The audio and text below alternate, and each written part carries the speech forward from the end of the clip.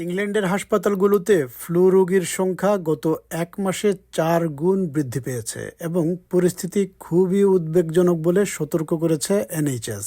Royal college of emergency মেডিসিনের প্রধান doctor Adrian royal জানিয়েছেন, হাসপাতালের ওপর চাপ অসহনীয়ভাবে খারাপ এবং ফ্লু পরিস্থিতিকে সংকটময় পর্যায়ে নিয়ে গেছে। স্বাস্থ্য কর্মকর্তারা সতর্ক করেছেন, এই উইকেন্ডের ঠান্ডা আবহাওয়া বিশেষ করে ঝুঁকিপূর্ণ রোগীদের এবং পুরো স্বাস্থ্য ব্যবস্থার উপর আরও চাপ সৃষ্টি করতে পারে। Both Ipswich and Colchester hospitals are full, and we are having to care for some patients in areas that are not designed for inpatient care, so having additional patients on the wards, and sadly some patients being cared for in corridors.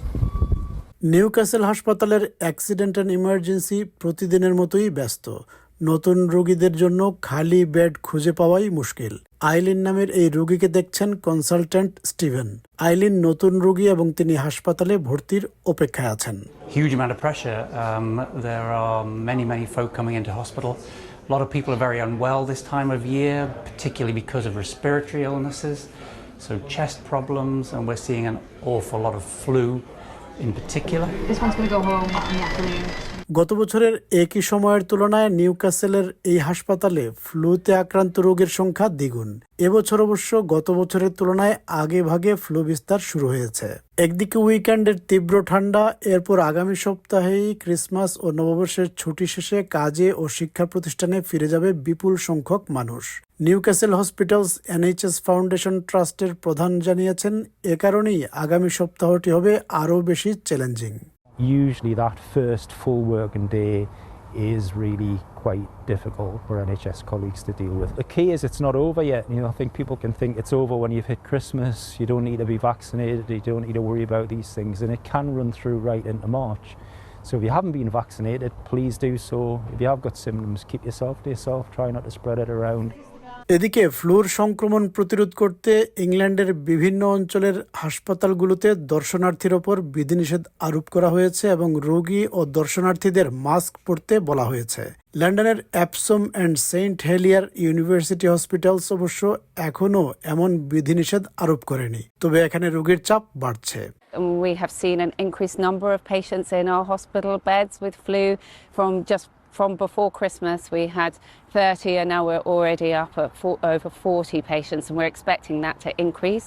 Flu সাধারণত কয়েক সপ্তাহের মধ্যেই সেরে যায়, তবে দীর্ঘমেয়াদী স্বাস্থ্য সমস্যা এবং দুর্বল রোগ প্রতিরোধ ক্ষমতা থাকলে এটি মারাত্মক হতে পারে। ফ্লু ভ্যাকসিন যথাযথভাবে কাজ করছে বলে জানিয়েছেন স্বাস্থ্য কর্মকর্তারা। বিশেষজ্ঞরা বলছেন, টিকা গুরুতর রোগ প্রতিরোধে অত্যন্ত গুরুত্বপূর্ণ। I would advise people to look at NHS 111 online, and you can get a lot of help from there because there are many people that can help you when you're unwell. They will direct you online to whether you're suitable to visit a pharmacist or local GPs, and GPs across the country working really hard to provide care, and we can prevent people coming into hospitals and ideally reserve the emergency department for those who are the most sick. স্বাস্থ্য কর্মকর্তারা জানিয়েছেন, এই শীতে floor প্রাদুর্ভাব প্রত্যাশার আগেই December মাসে শুরু হয়েছে। এর ফলে ক্রিসমাস ও নববর্ষের সময় আরও বেশি মানুষ অসুস্থ হয়ে পড়েছেন এবং অনেকে হাসপাতালে ভর্তি হয়েছেন। The NHS is going through an absolutely torrid time at the moment. The pressures we are seeing are extraordinary, even by the standards of what has become under our predecessors, an annual cycle of winter crises. Bed occupancy on flu, for example, around four times higher than this time last year. স্কটল্যান্ডেও flu রোগীদের সংখ্যা বেড়েছে। স্কটল্যান্ডের first minister জন সুইনি বলেছেন, NHS অত্যন্ত চাপে রয়েছে। Wales সরকার জানিয়েছে, এই শীতে জরুরি এবং তাৎক্ষণিক সেবার চাহিদা বৃদ্ধি পেয়েছে এবং ফ্লুর প্রকোপ ক্রিসমাসের সময় অতিরিক্ত চাপ সৃষ্টি করেছে।